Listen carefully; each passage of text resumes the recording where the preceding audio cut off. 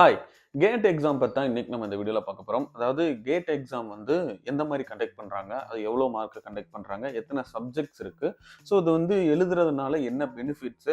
And இத எதுக்காக நம்ம எழுதுறோம்? அப்படின்றதும் அண்ட் இந்த எக்ஸாம் எழுதி நம்ம வந்து ஒரு காலேஜ்ல மாஸ்டர்ஸ் பண்றோம் அப்படின்னா, அது வந்து பண்ணிட்டு இருக்கும்போதே நமக்கு ஸ்டைஃபண்ட் கிடைக்குது. ஸோ அது எவ்வளோ கிடைக்குது? அது எப்படி கிடைக்குது? அப்படின்ற கேட்ட பத்தின ஒரு இன்ஃபர்மேஷன் தான் இந்த வீடியோல நம்ம பார்க்க போறோம். ஸோ அதுக்கு முன்னால நீங்க நம்ம சேனலுக்கு புதுசுனா மறக்காம சப்ஸ்கிரைப் பண்ணுங்க.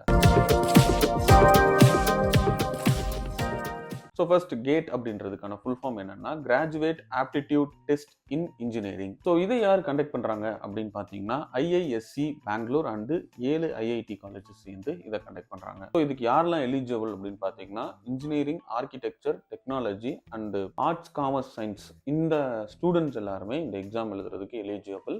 அண்ட் படிச்சு முடிச்சதுக்கு அப்புறமும் இந்த எக்ஸாம் வந்து நம்ம எழுதலாம். ஆக்சுவலா இந்த எக்ஸாம் வந்து எதுக்காக அப்படின்னு பாத்தீங்கன்னா பிஜி பண்றீங்க அப்படின்னா அது வந்து ஐஐடில பண்றீங்க, இந்த மாதிரியான காலேஜஸ்ல பண்றீங்க அப்படின்னா அதுக்கு வந்து இந்த எக்ஸாம் நீங்க எழுதுனீங்கன்னா யூஸ்ஃபுல்லா இருக்கும் காலேஜ்ல சீட் கிடைக்கிறதுக்கு. அண்ட் தென் வந்து கவர்மெண்ட் செக்டார்ல ஜாப் தேடுறீங்க அப்படின்னா இந்த எக்ஸாம் எழுதுறீங்கன்னா உங்களுக்கு அது ஈஸியா கிடைக்கும் அப்படின்றதுக்காக தான் இந்த கேட் எக்ஸாம் வந்து கொண்டு வந்திருக்காங்க. ஸோ இந்த எக்ஸாம்க்கு எலிஜிபிள் யாரெல்லாம் அப்படின்னு பாத்தீங்கன்னா இன்ஜினியர், ஆர்கிடெக்ட் அண்ட் டெக்னாலஜி ரிலேட்டடா இருக்கிற ஸ்டடீஸ் படிச்சுட்டு இருக்கிற ஸ்டூடெண்ட்ஸா இருக்கட்டும், அண்ட் வந்து ஆர்ட்ஸ், காமர்ஸ், சயின்ஸ் இந்த ஸ்டூடெண்ட்ஸ் எல்லாருமே வந்து இதுக்கு எலிஜிபிள். அண்ட் ஸ்டூடெண்ட்ஸ்னாலும் சரி அண்ட் காலேஜ் முடிச்சதுக்கு அப்புறம் நீங்க இந்த எக்ஸாமும் எழுதலாம். ஸோ இந்த எக்ஸாம் வந்து 3 வருஷம் வேலிடிட்டி. இப்போ நம்ம எழுதணும்னா 3 வருஷம் இந்த எக்ஸாமோட ரிசல்ட்டை நம்ம யூஸ் பண்ணிக்கலாம். ஸோ இந்த எக்ஸாம் வந்து சுருக்கமா சொல்லணும்னா கண்டக்ட் பண்றது வந்து யூஜில எவ்வளவு தெரிஞ்சு வச்சிருக்கோம் அப்படின்ற ரிலேட்டடா தான் வந்து இருக்கும். ஸோ இதுல வந்து 29 சப்ஜெக்ட்ஸ் வந்து இருக்கு. ஸோ அதுல என்ன சப்ஜெக்ட்ஸ் ஆர்கிடெக்சர், இன்ஜினியரிங் இந்த மாதிரி இருக்கும். ஸோ இதுல நமக்கு வந்து என்ன கேட்டகரி வேணுமோ அதை வந்து நம்ம செலக்ட் பண்ணிக்கணும். இந்த எக்ஸாமை நம்ம எங்க போய் ரெஜிஸ்டர் பண்றது? IIT.KGP.ac.in இந்த வெப்சைட்ல தான். இது ஒரு கம்ப்யூட்டர் பேஸ்டு எக்ஸாம். இந்த எக்ஸாமோட சிலபஸ் என்ன, இது எங்க கிடைக்கும்? கேட்டோட அபிஷியல் வெப்சைட்ல நம்ம என்ன சப்ஜெக்ட் சூஸ் பண்றோமோ அந்த சப்ஜெக்ட் ரிலேட்டடாவே சிலபஸ் வந்து அங்க அவைலபிளா இருக்கு. இந்த எக்ஸாமுக்கு no age limited and infinity attempt. இந்த வயசுல வேணாலும் இந்த எக்ஸாம் எழுதலாம். அண்ட் வந்து எத்தனை அட்டெம்ப்ட் வேணாலும் நம்ம இந்த எக்ஸாம் எழுதலாம். சரி, ஓகே.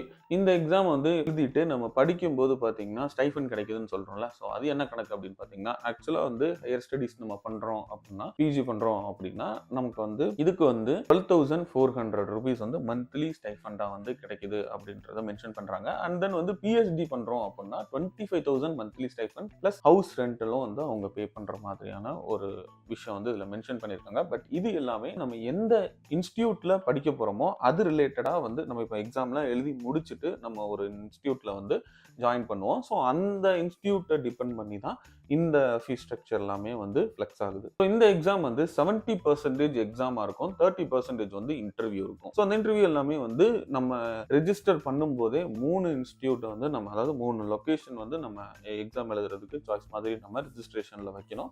ஸோ அதுல வந்து நமக்கு ஒரு இன்ஸ்டிடியூட் சொல்லுவாங்க. அந்த இன்ஸ்டிடியூட்ல தான் இந்த இன்டர்வியூ அண்ட் எக்ஸாம்ஸ் எல்லாமே கண்டக்ட் பண்ணுவாங்க. ஸோ இதுல வந்து 2 டைப் ஆஃப் பேப்பர் இருக்கு. ஒன்னு வந்து geometrics engineering and naval architecture and marine engineering. So இது ஆல்ரெடி சொன்ன மாதிரி 29 சப்ஜெக்ட்ஸ் இருக்கு. அதுல வந்து நம்ம என்ன சப்ஜெக்ட்ஸ் வேணுமோ அதை வந்து நம்ம சூஸ் பண்ணிக்கணும். இது வந்து 3 hours இந்த எக்ஸாம் வந்து கண்டக்ட் பண்றாங்க. இந்த எக்ஸாம் ஓவராலா 100 மார்க்குக்கு கண்டக்ட் பண்றாங்க. டோட்டலா வந்து 65 கொஸ்டின்ஸ் கேட்கறாங்க இந்த எக்ஸாம்ல. இதுல வந்து பாத்தீங்கன்னா இப்போ நம்ம வந்து ஆர்கிடெக்சர் எடுத்தோம் அப்படின்னா ஒரு 10 கொஸ்டின் வந்து ஜெனரல் ஆப்டிடியூடா 15 மார்க்குக்கு கேட்கறாங்க. அண்ட் தென் வந்து பாத்தீங்கன்னா பேலன்ஸ் 85 மார்க்ஸ் வந்து ஆர்கிடெக்சர் அது என்ன சப்ஜெக்ட் சூஸ் பண்றோமோ அந்த சப்ஜெக்ட் ரிலேட்டடா வந்து கேட்கறாங்க. இதுவே வந்து இன்ஜினியரிங் ஃபீல்ட் எடுத்தீங்கன்னா ஜெனரல் ஆப்டிடியூட் வந்து 10 மார்க்ஸ் கேட்கறாங்க. அண்ட் இன்ஜினியரிங் மேத்தமெட்டிக்ஸ் வந்து 13 மார்க் கேட்கறாங்க.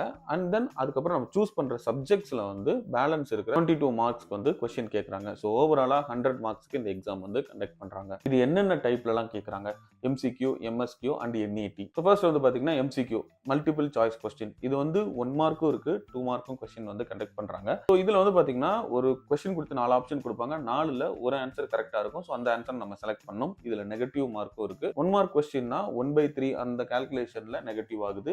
2 மார்க் கொஸ்டின்னா 2/3 அந்த கால்குலேஷன்ல வந்து நெகட்டிவ் ஆகுது மார்க்ஸ் வந்து. அடுத்ததான் MSQ மல்டிபிள் செலக்ட் கொஸ்டின். அதாவது ஒரு கொஸ்டின் கொடுத்து 4 ஆப்ஷன் கொடுத்தாங்கன்னா 4ல 2ல இருந்து 3 ஆப்ஷன் வந்து கரெக்டா இருக்கும். அந்த 3 ஆன்சரையும் இல்ல 2 ஆன்சரும் நம்ம வந்து செலக்ட் பண்ற மாதிரி இருக்கும். பட் இதுக்கு நெகட்டிவ் மார்க் கிடையாது. அடுத்ததான் வந்து NAT நியூமெரிக்கல் ஆன்சர் டைப். இது வந்து பாத்தீங்கன்னா fill in the blanks மாதிரி, அதாவது நம்ம வந்து ஆன்சர் டைப் பண்ற மாதிரி இருக்கும் அந்த இடத்துல. அப்போ ஸோ இதுக்குமே நெகட்டிவ் மார்க் கிடையாது. இந்த மாதிரி தான் வந்து இந்த எக்ஸாம் கண்டக்ட் பண்ணுவாங்க. இந்த எக்ஸாம்ல ஃபீஸ் ஸ்ட்ரக்சர் அப்படின்னு பாத்தீங்கன்னா 2 கேட்டகரியா பிரிக்கிறாங்க. அதாவது regular period and extended period அப்படின்னு சொல்லி. ஸோ அந்த ரெகுலர் பீரியட்ல பார்த்தீங்கன்னா ஃபீஸுமே 2 டைப்பாக பிரிக்கும். அதாவது female plus SC ST PWD இந்த கேட்டகரிக்குள்ள வர்ற ஸ்டூடெண்ட்ஸ் எல்லாருக்குமே வந்து ஒரே ஃபீஸ், மற்ற கேஸ்ட் கேட்டகரியில் வர்ற மேலுக்கு வந்து வேற ஃபீஸ் ஸ்ட்ரக்சர் வந்து இவங்க சொல்லியிருக்காங்க. ஸோ இதில் வந்து பார்த்தீங்கன்னா first female SC ST PWD இந்த கேட்டகரியில் இருக்கிற ஸ்டூடெண்ட்ஸ்க்கு வந்து பார்த்தீங்கன்னா ரெகுலர் பீரியட்ல 750 ஆகும், எக்ஸ்டெண்டட் பீரியட்ல வந்து 1250 ஆகும் வந்து இவங்க ஃபீஸ் ஸ்ட்ரக்சர் வச்சிருக்காங்க. அண்ட் அதர் கேட்டகரியில இருக்கிற மேலுக்கு வந்து பாத்தீங்கன்னா ரெகுலர் பீரியட்ல வந்து 1500 ஆகும், எக்ஸ்டெண்டட் பீரியட்ல வந்து 2000 ஆகும் ஃபீஸ் வச்சிருக்காங்க. இதுதான் வந்து கேட் எக்ஸாம் பத்தின ஒரு சின்ன ஒரு பிரீஃப். இதுல வந்து சில சப்ஜெக்ட்ஸ் எல்லாமே இருக்கு. இது வந்து நம்ம பேசணும்னா இன்னும் நம்ம எலாபரேட் பண்ணி பேசலாம். ஜஸ்ட் இது ஒரு சின்ன ஒரு இன்ஃபர்மேஷன். ஃபர்ஸ்ட் இந்த எக்ஸாம் எதுக்காக நம்ம எழுதணும், இது எழுதுறதுனால என்ன பெனிஃபிட், இது எப்படிலாம் வந்து கண்டக்ட் பண்றாங்க, இந்த மாதிரி கொஸ்டின்ஸ் இருக்கும், எவ்வளவு மார்க் கண்டக்ட் பண்றாங்க அப்படின்ற பேசிக் இன்ஃபர்மேஷனாக தான் இந்த வீடியோ நம்ம வந்து பார்த்துருக்கோம். அண்ட் இதையே வந்து இன்னும் ஃபுல் எக்ஸ்டெண்டடா, ஏன்னா வந்து 29 சப்ஜெக்ட்ஸ் இருக்கு. அந்த சப்ஜெக்ட்ஸ் பத்தின டீடைல்ஸோ இல்லை வேற ஏதாவது இதை பத்தின குவரிஸ் ஏதாவது இருந்ததுன்னா அது என்னன்றதை கமெண்ட் பண்ணுங்க. நம்ம அதை வந்து இன்னொரு வீடியோவை மேக் பண்ணுவோம். ஏன்னா இதுல எல்லாம் எக்ஸ்பிளைன் பண்ணா ரொம்ப பெரிய வீடியோ ஆயிரும்ன்றதுனால தான் சின்னதாக இதை வந்து ஃபர்ஸ்ட் ஒரு இன்ஃபர்மேஷனா வந்து இதை மேக் பண்ணலாம்னு சொல்லி இதை நான் மேக் பண்ணியிருந்தேன். ஸோ ஏதாவது டவுட் இருக்குன்னா என்னன்றதை கமெண்ட் பண்ணுங்க. அண்ட் வேற ஏதாவது டாபிக் பத்தின இன்ஃபர்மேஷனாலும் என்னன்றதை கமெண்ட் பண்ணுங்க. அண்ட் உங்களோட ஃப்ரெண்ட்ஸ் ரிலேட்டிவ்ஸ் யாராவது கேட் எக்ஸாம் பத்தி தெரிஞ்சுக்கணும்னு நினைச்சாங்கன்னா அவங்களுக்கு இந்த வீடியோவை ஷேர் பண்ணுங்க. ஸோ அடுத்த வீடியோவில் பார்ப்போம். Until then, bye from Architect Lingesh.